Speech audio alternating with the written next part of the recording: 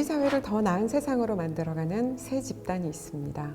사회의 그늘 변화가 필요한 현장에서 직접 일하는 공익단체가 첫 번째 집단이고, 그 일을 잘할 수 있도록 간접적으로 돕는 기부자와 자원봉사자들이 둘째이죠. 이 모든 활동을 제도적으로 뒷받침하는 공적 역할자들이 그 세 번째입니다. 특히 기부자와 공익단체는 같은 목적을 바라보는 협력의 파트너이기 때문에 서로를 신뢰할 수 있어야 목적 달성을 위한 긴 여정을 함께 걸어갈 수 있습니다. 한편 사회가 더 고도화되고 발전할수록 그늘은 더 깊어지게 마련이고 공익활동의 필요는 더 커집니다. 규모가 큰 공익단체가 오랫동안 많은 일을 한 것도 사실이지만, 규모가 작아도 날카로운 시선과 엣지 있는 활동으로 사회 문제를 해결해가는 소규모 단체도 많이 있습니다. 이렇게 옳은 일을 잘하는 작은 단체에도 기부자들이 기부할 수 있어야 하는데, 정체를 알 수 없고 신뢰의 기반이 없는 곳이라면 선뜻 기부하기가 어렵죠. 따라서 작은 단체일수록 기부자와의 신뢰를 쌓기 위한 소통과 정보 제공의 노력이 더욱 필요합니다.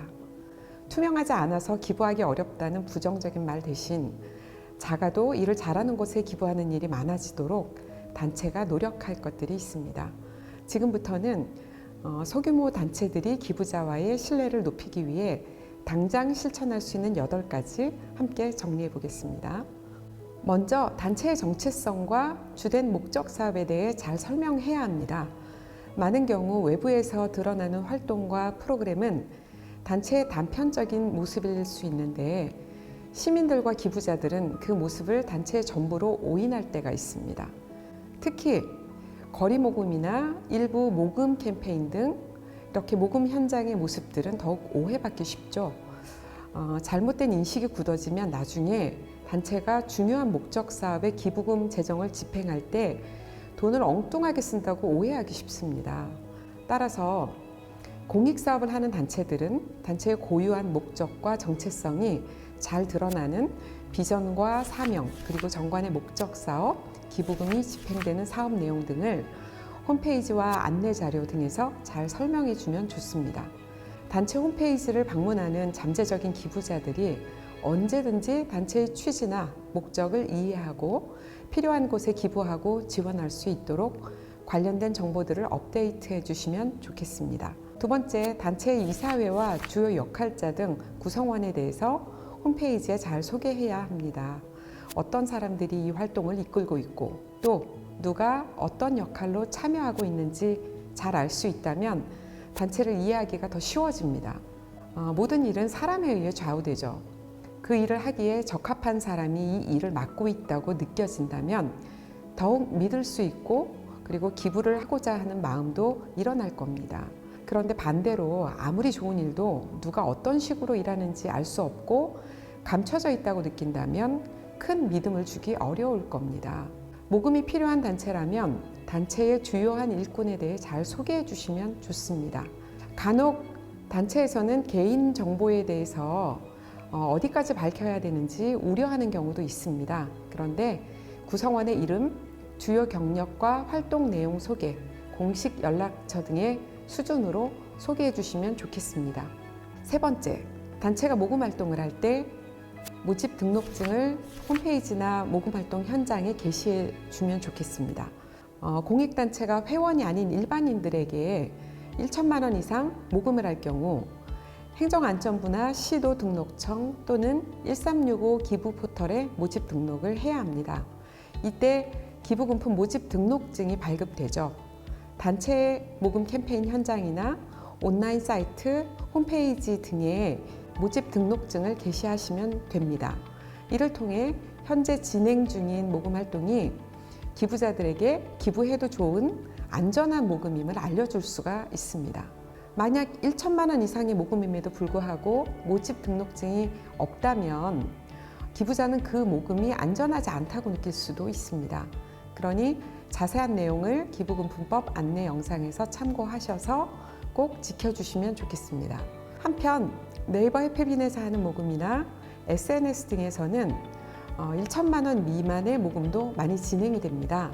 이럴 경우에는 1천만 원 미만의 모금은 모집 등록 대상이 아니기 때문에 별도의 등록증 없이 모금할 수 있습니다 라고 안내를 해주시는 것이 기부자에게 도움이 될 것입니다. 네 번째, 기부금이 목적대로 사용되었는지를 적절하게 설명하고 홈페이지에 게시해 주십시오. 기부금 영수증을 발행하는 공익단체들이 반드시 해야 하는 법정 기부금 사용 결과 보고는 크게 두 가지로 나뉩니다. 먼저 매년 4월 국세청에 제출하는 공익법인 결산신고와 출연재산 결과보고입니다. 여기는 기부금의 모금과 사용 결과를 국세청 서식대로 보고해야 합니다. 두 번째로 기부금품법에 따라 모집 등록을 한 경우에는 기부금품 모집 완료 후 1년 이후까지 기부금 사업을 진행하고 그 이후에 사용 결과 보고서를 모집 등록청 또는 기부포털에 제출해야 합니다. 이 두 가지 보고는 서로 성격과 범위가 다르기 때문에 같은 기간에 이루어진다고 해도 그 내용이 서로 다를 수밖에 없습니다. 만약 기부금품법에 명시된 모집 등록 예외사항에 해당돼서 별도로 모집 등록을 하지 않는 단체라면 국세청에 보고만 충실하게 잘해도 괜찮습니다. 모금을 하는 대부분의 공익단체들은 이 두 가지 보고를 모두 해야 하는데 단체의 홈페이지에는 국세청 보고 내용과 기부금품 모집 등록 결과 보고를 각각 올려두시고 기부금품 모집 등록은 전체 기부금 중에서 일부 모금 활동에만 해당된다는 것을 함께 밝혀두시면 좋겠습니다. 다섯 번째, 기부금품 모집 등록을 하는 경우 기부금품 모집 경비가 총 모금액의 15% 이내로 사용된다는 것을 홈페이지에 게시하면 좋습니다. 기부금품법 시행령에서는 모집 활동에 소요되는 비용을 15% 이내에서 쓰도록 정해두었습니다. 그래서 기부자의 불필요한 오해를 제거하기 위해서 단체가 해당 모금을 진행할 때 경비를 15% 이내에서 사용하고 기부금품법 시행령의 기준을 잘 준수한다라는 문구를 함께 표시하시면 좋겠습니다. 여섯 번째, 기부금 약정 및 후원회원 신청 양식을 잘 갖추시고 후원자의 서명을 반드시 받아두어야 합니다. 간혹 기부자의 뜻에 따라 익명 기부가 있기는 하지만 이것은 매우 특수한 경우라고 볼 수 있습니다. 모든 기부는 기부자의 자발적 의사에 따라 이루어지죠. 그 사실을 증명할 수 있도록 기부금 약정서, 후원 신청서, 회원 신청서 등의 서류를 반드시 갖추어 두시고 기부 약정 그리고 회원 가입의 주요한 정보들이 기록되도록 하시고 이것을 남겨두어야 합니다. 모든 기부는 증여죠. 일종의 계약이라고 할 수 있습니다. 따라서 계약의 양 주체가 동일한 내용에 합의했다는 것을 증거로 남겨두어야 하고 계약의 필수 내용을 약정서 등에 담아서 보관해 두어야 합니다. 일곱 번째, 기부금을 받은 즉시 잘 수령했음을 기부자에게 알리고 기부금 영수증 발급에 대해 안내해야 합니다.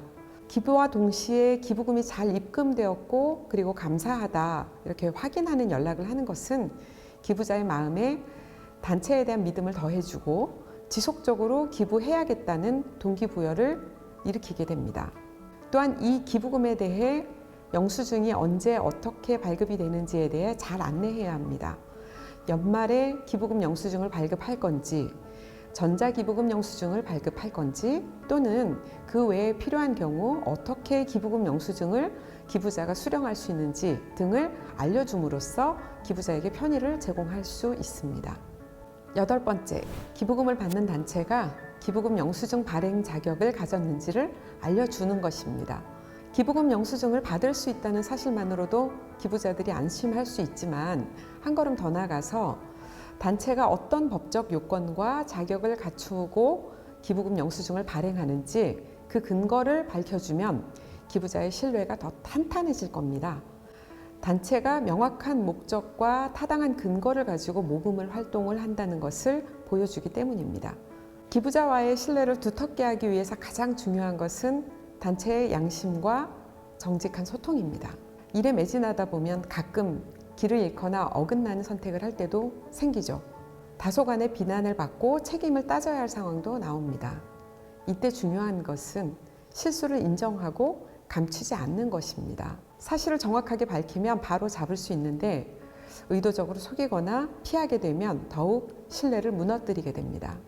단체는 늘 고유한 존재 목적을 상기하고 그 목적에 맞는 사업에 기부금을 사용해야 합니다. 그리고 그 과정과 결과를 정직하게 소통해야 합니다. 이것은 기부자를 도구가 아닌 협력자, 즉 중요한 이해관계자로 인정할 때에만 가능해지는 겁니다. 소통이 잘 이루어지는 파트너들은 어려움을 함께 헤쳐나갈 수 있지만 일방이 다른 일방을 이용하고자 한다면 협력은 오래가지 않죠.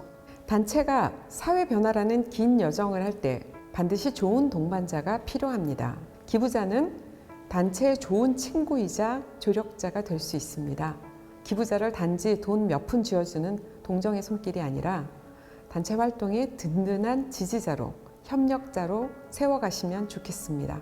이를 위해서 지금 소개해드린 8가지 실천사항을 기억하시고 꼭 실행해 보세요. 이제는 모금단체들이 투명성 이슈를 뛰어넘어 기부자와 튼튼한 신뢰의 관계로 발전해 가야 될 때입니다. 감사합니다.